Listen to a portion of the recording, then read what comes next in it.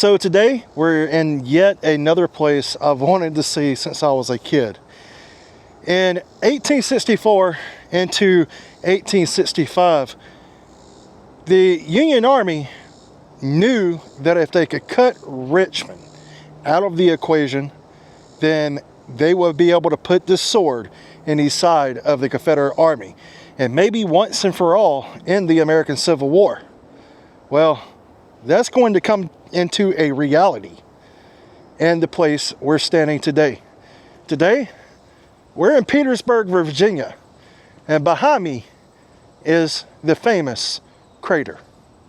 Let's talk about it.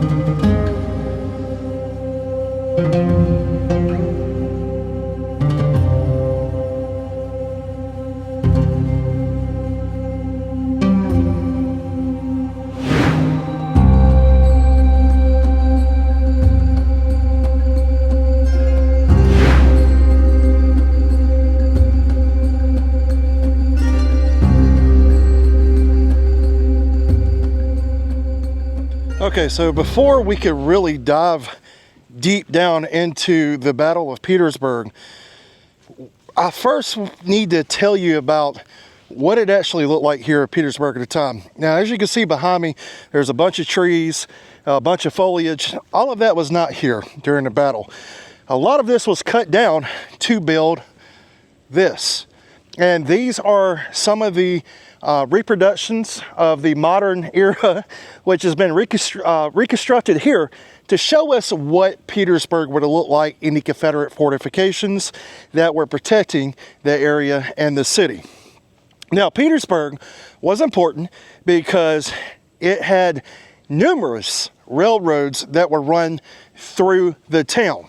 Those railroads would provide supplies for the Confederate Army to be able to fund the war that's going on.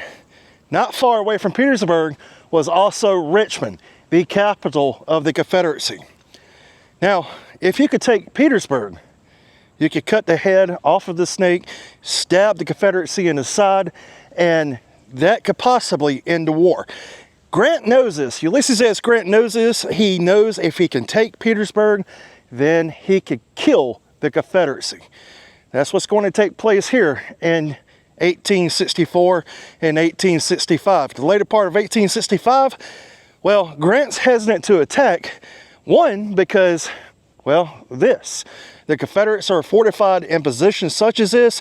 He had learned this the hard way at Cold Harbor, so he is a little hesitant on making frontal assaults against these types of fortifications. And they're everywhere here. So there are a total of over 50 of these things stretched around the outskirts of Petersburg. So these are very strong positions, and Grant knows this, the Confederacy knows this, Lee knows their strong positions, but Grant has to take the city of Petersburg. So what you see behind me is what these Confederate fortifications would have somewhat looked like. Granted, it's not 100% accurate, but this gives you a really good representation and idea of what these positions look like in 1864 and 65. So if we look right here, we have Chevaux de Frise out in the front of us there. We have Abattis, we have Free, we have these baskets up here. If you can see one right on the side in front of my finger there that are woven, and that is to hold more material and to give structural sound to the positions themselves. So you've got all of this Free, Chevaux de Frise, Abattis, Gabillon baskets, all of this stuff making up these Confederate positions. Then you have a ditch and then the bastion on top. So these are pretty strong positions. Now, these things aren't going to penetrate someone, most likely. If they get shot right on them, they could. But this would slow an opposing army down to make it into this position. And this was the idea that the Confederacy had. This was trench warfare. You had trenches, picket lines, dug out in front of these places that may have looked really close to this, just made up of all the trees that was in this landscape. So, which is one of the reasons why all the foliage is chopped down around this place, because they're all going to be made into the fortifications. And then out in front of the positions, as you can tell behind me, this is the position there. And then out in front, as we pan our way back around, you see chevaux de frise out there. You have chevaux de frise, abattis, frise out there, all lining the fields. Tops of trees would be cut down, and that would use to create another barrier. Anything the Confederates could throw at them, they would. They will also string up telegraph wire between stumps and things like that to trip up the Union soldiers as they advance toward their positions. Anything to slow an attacker down. And trust me, it worked. And this is what Grant was so afraid of as he come into these positions. Now you can see the little port right here with the artillery that is poking out. And as we make our way around this position, this is much like what all of these positions around Petersburg would look like. They are almost impenetrable. These positions are really hard to take. And this is what the Union Army was facing here as they attacked in June of 1864 all the way to April of 1865. And if you look right here, this is the inside of one of these Confederate positions. You had the Confederate soldiers manning these positions, the artillery, coehorn mortars, cannons, infantrymen, everything they could throw in this position, they would, and you could tell how protected you actually are. So that is to give you an idea of what a Union attacker was facing here in Petersburg as they attacked over 50 positions such as this one. So now we're going to continue our way on the battlefield now that you have a better understanding and a visual aid of what Petersburg actually looked like during the war. Let's go. So one of the things you had also here in Petersburg were wooden huts that were thrown up such as this. There were winter quarters here for the Confederate Army, and this is the conditions they would be living in. Little huts such as this was just one of many you would see around here, and it's well, made, as you can see, out of trees, and this one's not in the best shape in the world, so if you come here, beware. But this is basically how you would live in the wintertime, and this was to give you protection from the elements. These were for the officers, okay, mainly for the officers. So enlisted men would have to have a little bit of a harder time here in Petersburg, but if you were an officer, well, if you wasn't lucky enough to get a house in town, this is where you pretty much would spend your time. They do have an interpretive plaque here, as in everywhere you're going to go on this battlefield. It kind of shows you a little bit more about what I was just talking about. You've got an example of what the Confederate earthworks would have looked like, the huts, the winter cabins, whatever you want to call them, in the back. And then one soldier from the Federal Army, Colonel Charles Wainwright, said attacking entrenchments has been tried so often and with such fearful losses that even the stupidest private now knows that it cannot succeed, and the natural consequences follows and will not try it. The very sight of a bank of earth brings them to a dead halt. So this is, you know, kind of examining what we were talking about. They knew from experiences in the past, such as Cold Harbor, how strong these positions were. And Colonel Wainwright is actually giving us an example of that right here.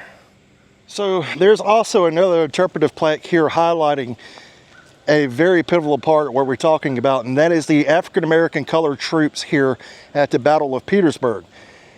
There's going to be 3,500 troops that are going to go southward. They're going to rout the Confederates before them at Battery 5, and at dusk they're going to charge on Battery 9 and swarm over the works. During 2 hours of fighting on the deadlock line that evening, the U.S. colored troops captured dozens of Confederates and 6 cannons. Well, Battery 9 was right here in this position. So this is where they are actually going to attack on that evening, and they're going to sweep over this battery position that you see in front of us, and they're going to capture a lot of Confederate soldiers in the process. And well, they're going to experience a lot of casualties in the place we're going to see on the battlefield in just a few moments.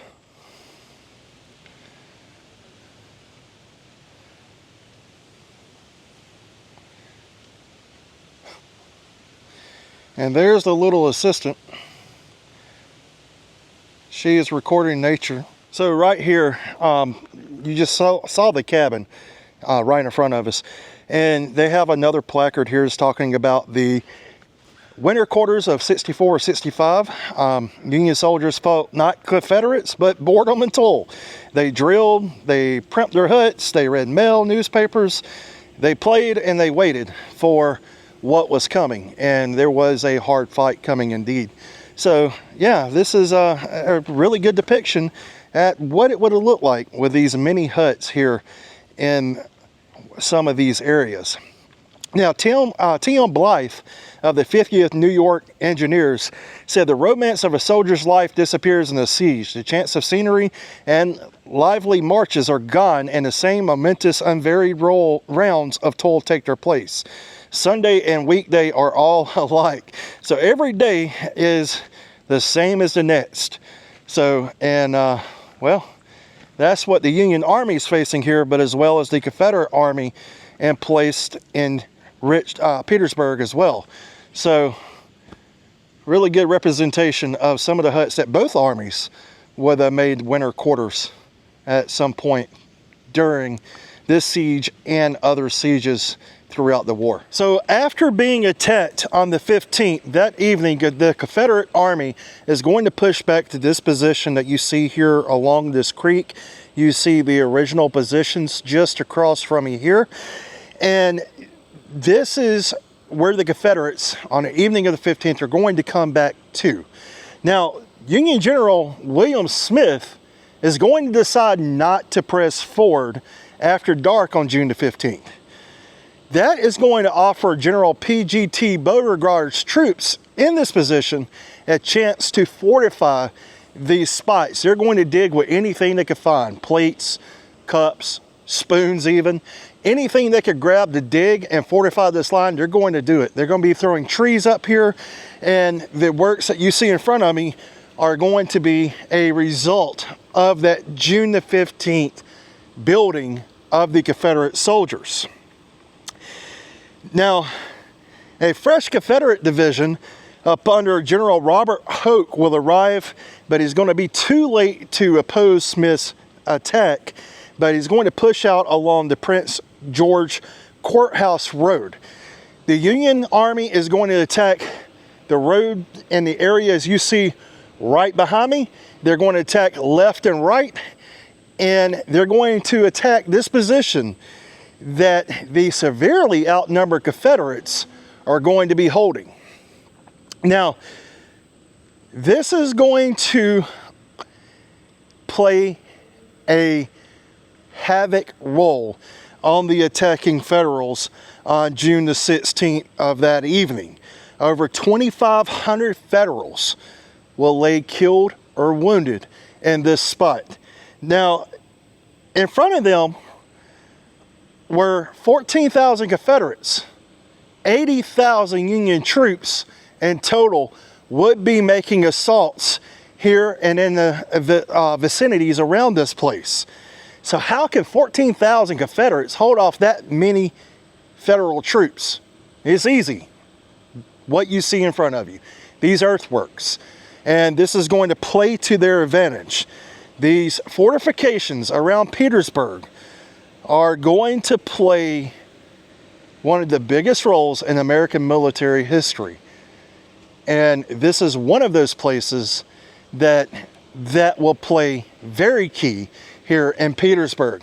Now, on March the 25th, 1865, almost a year later, this creek, known as Harrison's Creek, will also mark the furthest advance of Lee's last offensive. After breaching the Union line at Fort Stedman, Confederates up under the command of Brigadier General James Walker would advance to and beyond this creek. Pennsylvanians of Brigadier General John Hartran's Union division would rush from their camps and meet the attack, and volleys rolled across the areas here, and they would be overmatched to the Confederates will be overmatched to them, and the Confederates will retreat. So the Confederates can't hold them back. They will retreat back to Fort Stedman and eventually retreat to their own lines. So this is going to be part of the March 1865 attacks, where the line of General Robert E. Lee is going to really fall apart, and it's going to have to make the Confederates go back to Fort Stedman. And then from there, well, it's all going to be a downhill slide from Fort Stedman. But this area is one of the most important places on the entire Petersburg battlefield, and it's often overlooked. So yeah, come check it out for yourself. There's not a lot here, as you can see, but if you really look and you know where to look, you'll see the history right in front of your face.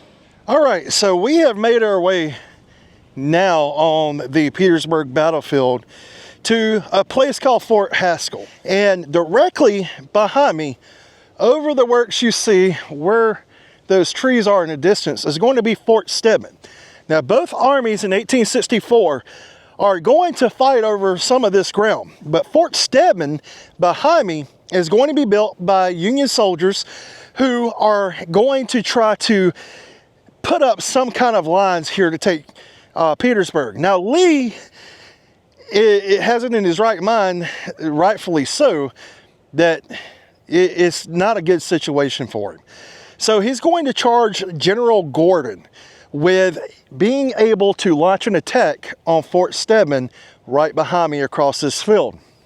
Now, Gordon is going to send in some pickets who's going to act like deserters, and then the attack is going to launch.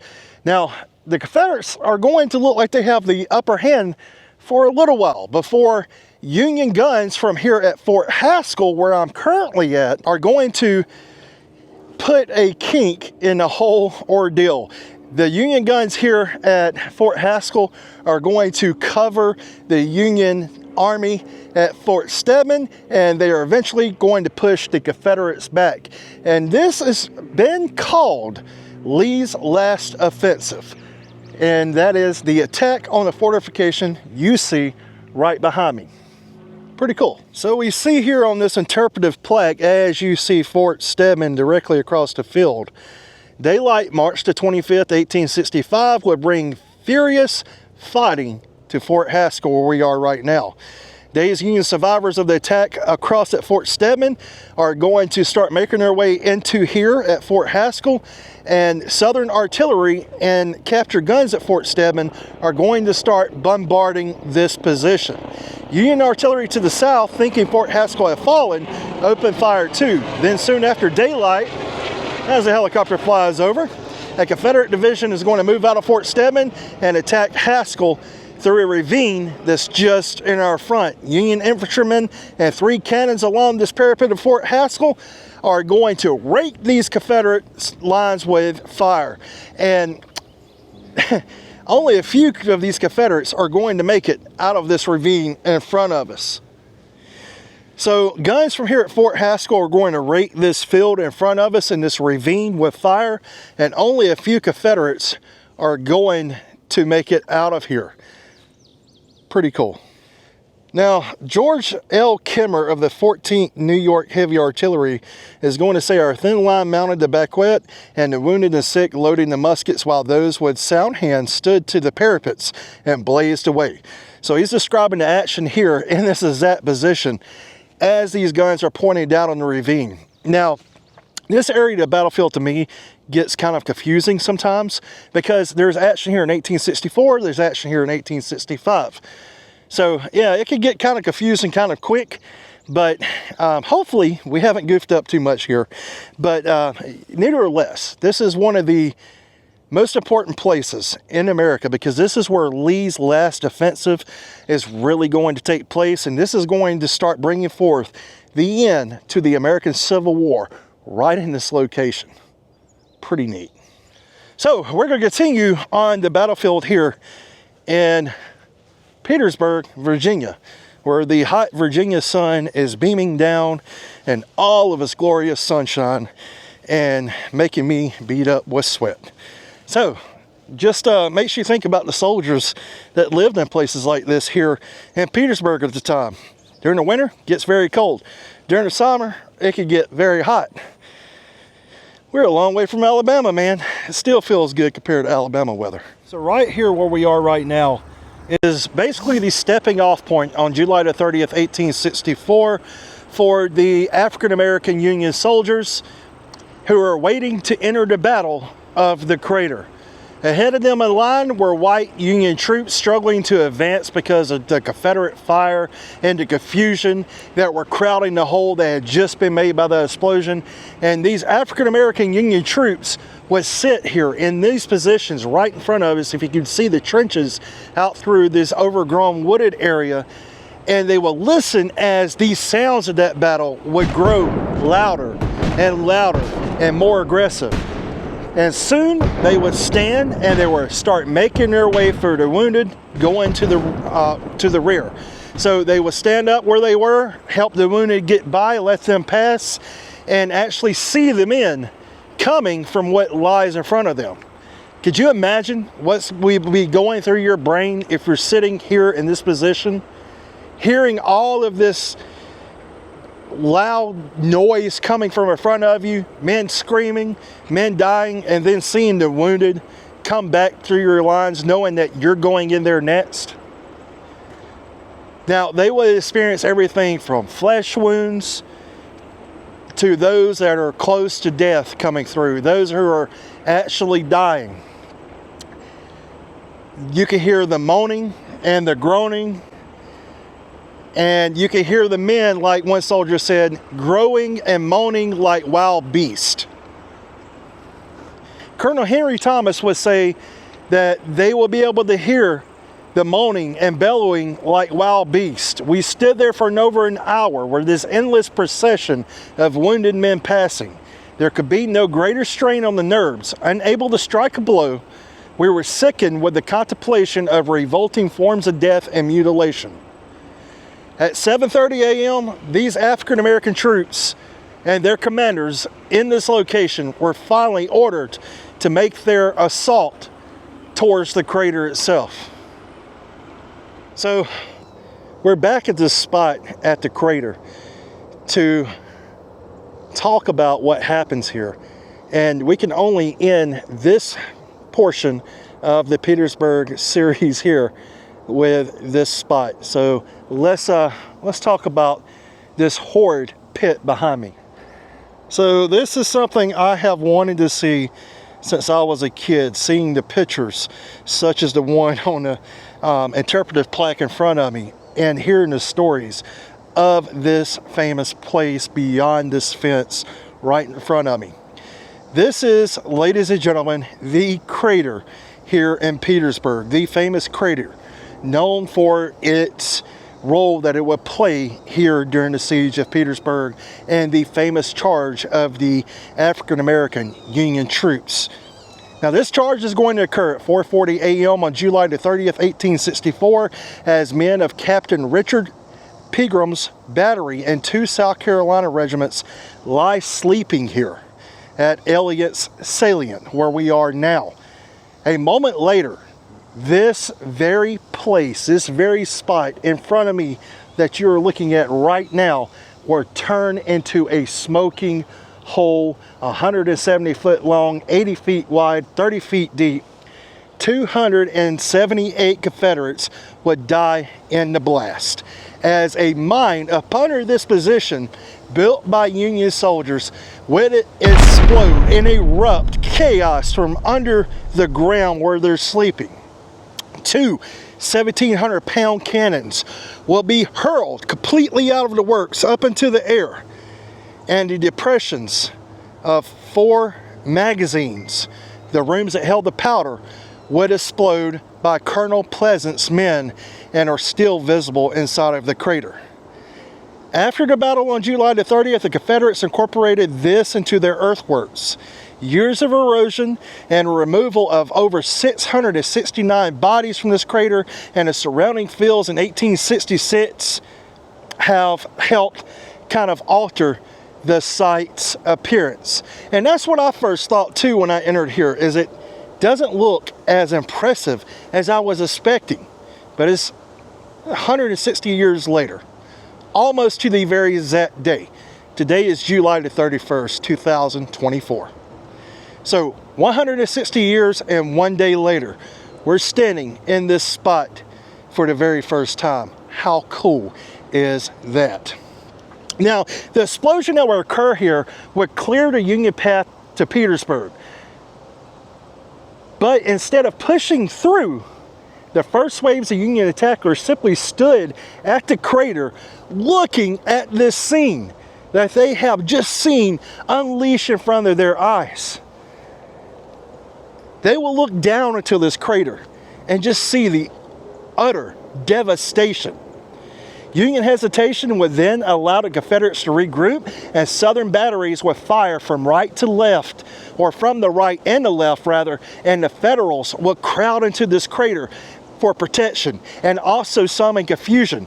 A thin line of Confederate survivors formed in the depression beyond the crater. Though the Federals seized 150 yards of the works on each side of the crater, they advanced no farther than this. They were dazed, confused, leaderless. There was no officers, and for hours they will huddle in and around this horrid pit, and Confederate reinforcements would prepare for a counterattack.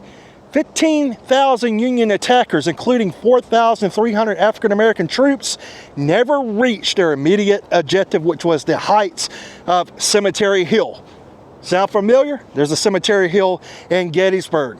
The Confederates that morning, through counterattacks, forced the Federals back into this crater, and it took 4 hours to drive the Federals away altogether.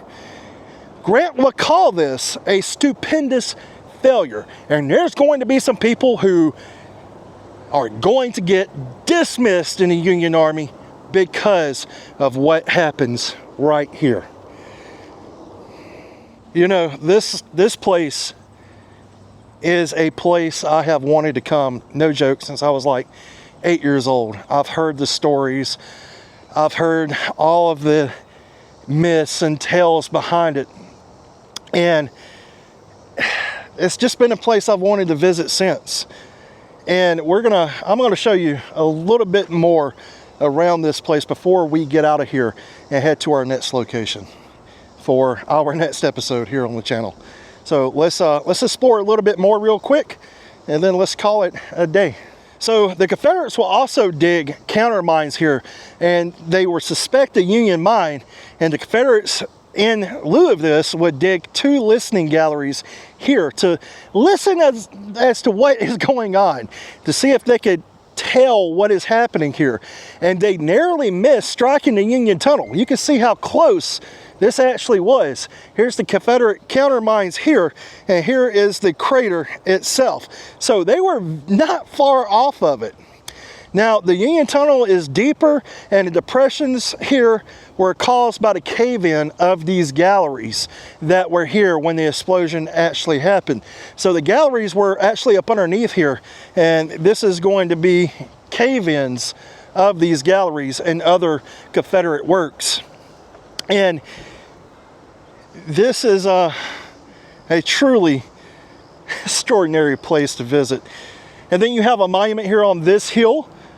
For 1 month, South Carolina troops guarded the entrance to Petersburg, and from here on the 30th of July, 64, they suffered death from a mine exploded by the Federals. Here, the surviving Carolinians, under the command of Stephen Elliott, by their valor, turned a dreadful disaster into a glorious victory.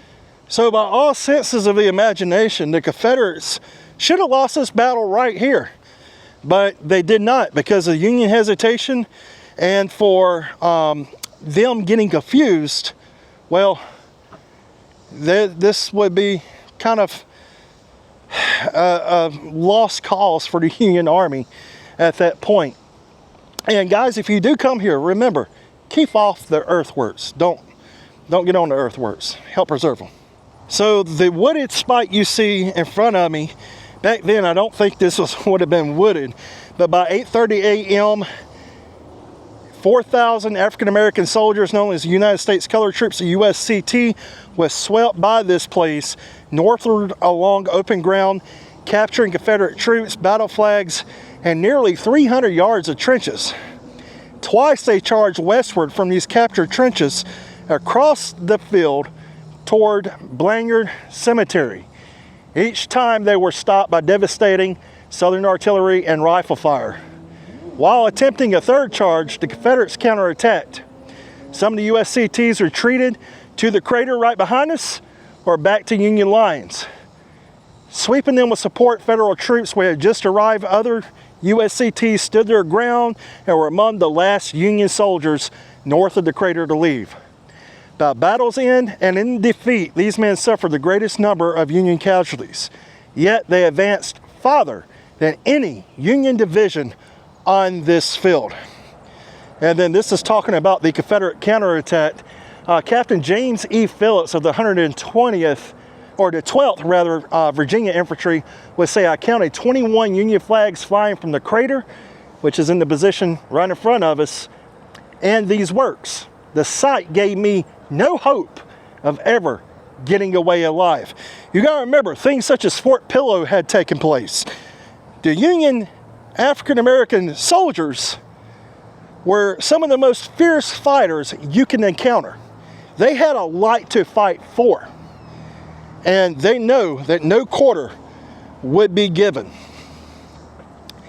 And this stone marks the extreme right of Mahone's brigade, Virginia Volunteers, when it recaptured the Confederate breastworks on the 30th of July, 1864. So this was the right here. And this is another look at the breastworks. The crater is directly behind this clump of trees in front of us. And here is a monument to William Mahone, Major General, Confederate States Army, a distinguished Confederate commander whose valor and strategy at the Battle of the Crater on the 30th of July, 1864, won himself and his gallant brigade underlying fame. And he was a citizen of Petersburg. So he died here October the 8th, 1895. And the Petersburg chapter of DAR would erect that monument. And then other monuments here to the Battle of the Crater. This one's for the 100th anniversary. And then this marker is going to be another flank marker, I believe. Let's see. The advanced position of the 2nd Pennsylvania Veteran Heavy the advanced position of the 2nd Pennsylvania Volunteer Heavy Artillery, July 30th, 1864. Kind of hard to see up there. But just giving you guys a look at this position. All right, so it's been pretty cool seeing this place for the first time. 160 years and one day later to the anniversary of when this happened. Couldn't make it here yesterday, but I'm here the day after. 160 years later to the day. So cool to be here, so cool to see this. And yeah, we've got more adventures here in Virginia. You guys will be seeing that. And from here in Petersburg, thank you for watching. Keep preserving history. Stay safe. We'll see you on the next episode, because we'll be right back with another. See you then.